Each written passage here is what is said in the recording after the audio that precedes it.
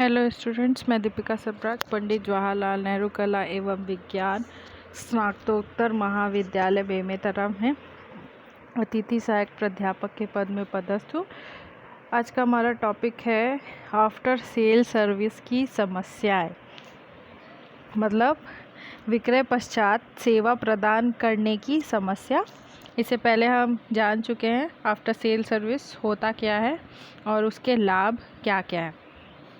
तो विक्रय पश्चात सेवा प्रदान करने की समस्या में पहला है एक ढांचा या पूर्ण व्यवस्था स्थापित करने की आवश्यकता। किसी निर्माता के लिए विक्रय पश्चात सेवा प्रदान करना विशेषकर किसी दूसरे देश में कोई आसान काम नहीं होता है। भाई हम क्या पढ़ रहे, ये इंटरनेशनल मार्केटिंग का पार्ट है। तो भाई आपको दूसरे देश में अपने सामान बेचा, वहाँ आपका अगर सर्विस सेंटर है तो आप सेल सर्विस दे सकते हैं, अगर नहीं है तो आपको उसकी व्यवस्था स्थापित करना पड़ेगा, अदरवाइज़ आपको सेल सर्विस देने में दिक्कत हो सकती। इसके लिए विस्तृत ढांचे की आवश्यकता होती है। विक्रय पश्चात सेवा की व्यवस्था देश के बहुत से शहरों में करनी पड़ती है, जिसके लिए बहुत से मैकेनिक, मरम्मत कार्यशालाएं या अतिरिक्त पुर्जा के भंडारण की आवश्यकता होती है। इन सब के लिए बड़ी मात्रा में पैसे खर्च करने की आवश्यकता होती है। भाई अब आपका सामान एक देश से दूसरे देश जा रहा है, तो जिस देश में आप अपने वस्तु की सप्लाई कर रहे हैं या निर्यात कर रहे हैं, तो वहाँ पे आपको विक्रय पश्चात सेवा प्रदान करने की व्यवस्था भी करनी पड़ेगी। साथ में मैकेनिक, कार्यशाला यानी वर्कशॉप, अतिरिक्त पुर्जा, जो प्रोडक्ट ख़राब होगा उसको चेंज करने के लिए अतिरिक्त पुर्जा, ये सब में खर्चे बहुत हो सकते हैं। तो ये एक समस्या है जो आफ्टर सेल सर्विस के लिए क्रिएट होती है। दूसरा है उत्पाद की लागत में वृद्धि। विक्रय पश्चात सेवा प्रदान करने में पैसा खर्च करना पड़ता है, जिससे उत्पाद का मूल्य बढ़ जाता है, जिसके कारण बाज़ार में वह उत्पाद प्रतियोगिता में पिट सकता है।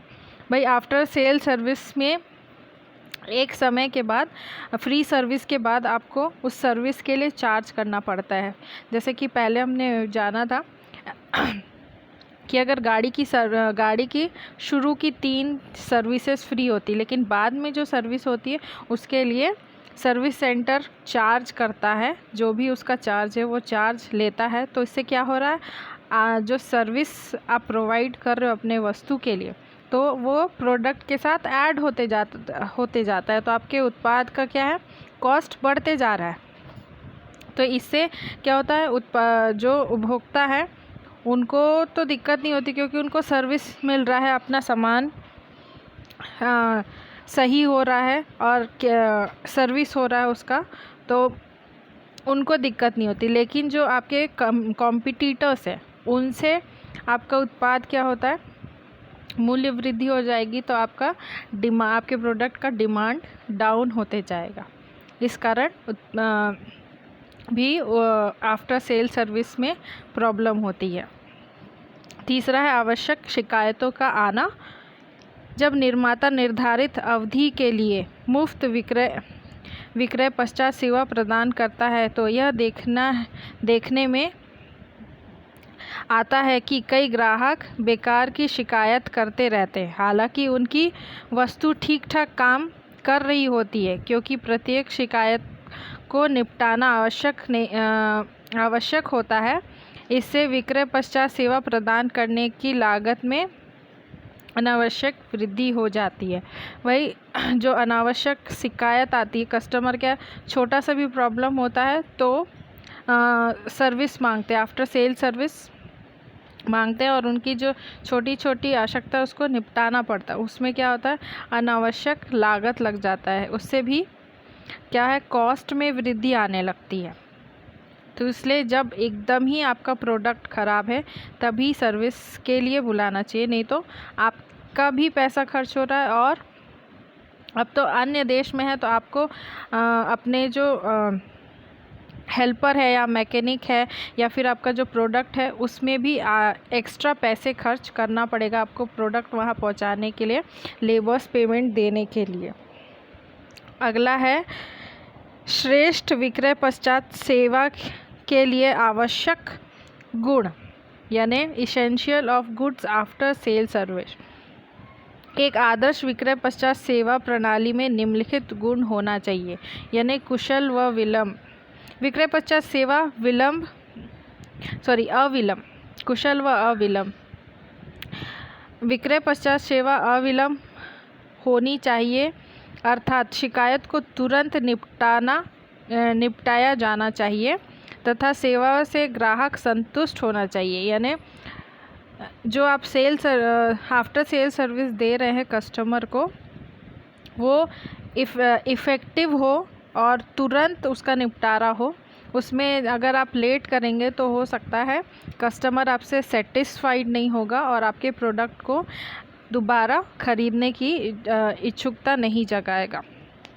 दूसरा है निःशुल्क। ग्राहक अपेक्षा करते हैं कि कुछ समय, वर्ष या 2 वर्ष के लिए विक्रय पश्चात सेवा निःशुल्क रहे। इस सेवा के लिए अलग से शुल्क वसूलने के स्थान पर इसकी लागत उत्पाद के मूल्य में शामिल की जानी चाहिए। इस तरीके से ग्राहक को यह खलेगी नहीं। जो आप प्रोडक्ट है उसका आफ्टर सेल सर्विस में ग्राहक चाहता है कि आप पहले ही उसको ऐड ऑन कर लो। जो प्रोडक्ट का प्राइस है उसमें आप आफ्टर सेल सर्विस का प्राइस ऐड कर लो, लेकिन कुछ समय 2 साल, 1 साल, 2 साल आप उसका चार्ज मत लो, तो वो उतना नहीं खलेगा क्योंकि वो ऑलरेडी पहले ही सर्विस का चार्ज ले चुके हैं। यदि विक्रय पश्चात सेवा की फ़ीस अलग से वसूली जाती है तो वो कस्टमर को कई बार अच्छा नहीं लगता, उचित नहीं होता है। इसीलिए आप ऐड ऑन कर दीजिए अपने प्राइस में, या फिर कम से कम 1 या 2 साल तक निःशुल्क सर्विस देना चाहिए। तीसरा है न्याय संगत। विक्रय पश्चात सेवा न्याय संगत होनी चाहिए। इसमें कुछ छुपी हुई लागतें शामिल नहीं होनी चाहिए। कुछ निर्माता कहने को तो मुफ्त सेवा प्रदान करते हैं, परंतु अतिरिक्त पुर्जा की लागत के रूप में ग्राहक से बहुत अधिक पैसा वसूल लेते हैं। जो प्रोडक्ट है वो एक लॉफुल होना चाहिए। आप जो प्रोडक्ट बता रहे हो उसमें जो प्रोडक्ट का जो कॉस्ट लगा है, जो लागत लगी है प्रोडक्ट में खर्च हुई है, वो आपको कस्टमर को क्लियरली बताना चाहिए। साथ में निर्माता को कहना चाहिए मुफ्त सेवा प्रदान करते तो हैं, लेकिन जो अतिरिक्त पार्ट अगर प्रोडक्ट के साथ कई बार एक्स्ट्रा कोई पार्ट जुड़ता है तो उसका फ़ीस भी उन लोग अलग से लेते हैं, तो वो अतिरिक्त पुर्जा का फ़ीस बहुत अधिक हो जाता है। कुछ पार्ट्स गाड़ी के पार्ट्स हो गए, जैसे हम गाड़ी लिए हैं और कई बार उसमें जो एसेसरीज़ लगाते हैं, वो एसेसरीज़ कई जगह कम में मिलती, कई जगह ज़्यादा में मिलती है। तो एसेसरीज़ के नाम पे जो विक्रेता है या फिर निर्माता है वो क्या है, अधिक पैसा वसूल करते हैं, तो वो नहीं करना चाहिए।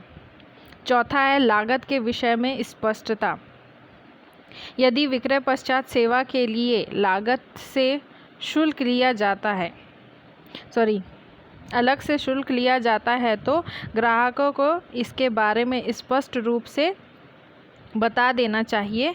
इस सेवा का मूल्य सभी ग्राहकों से बिना किसी भेदभाव के समान रूप से वसूल किया जाना चाहिए। जो भी आप लागत ले रहे हो, अलग से भी ले रहे हो, सर्विस चार्ज कर रहे हो, तो वो सभी के लिए इक्वल होना चाहिए और आपको क्लियरली अपने कस्टमर को बताना चाहिए। आखिरी है नियमों में स्थिरता, यानी विक्रय पश्चात जो सेवा की शर्तें हैं, नियम नीतियां हैं, बहुत जल्दी बदलती रहती, वो आपको बदलना नहीं चाहिए। जो है उसको आप एक कंस्टेंट में रखो, कंसिस्टेंसी में रखो। तुरंत मत चेंज करो। एक समय के बाद जब वो लगना चाहिए कि हाँ उसमें चेंज है या परिवर्तन आवश्यक है, तभी उसमें बहुत सोच विचार के उसमें चेंज करो। तुरंत चेंज करने से नियमों में कस्टमर को दिक्कत हो सकती है। अगला है थैंक यू। ये पार्ट ख़त्म हुआ। Be healthy, be safe. Mistakes के लिए सॉरी।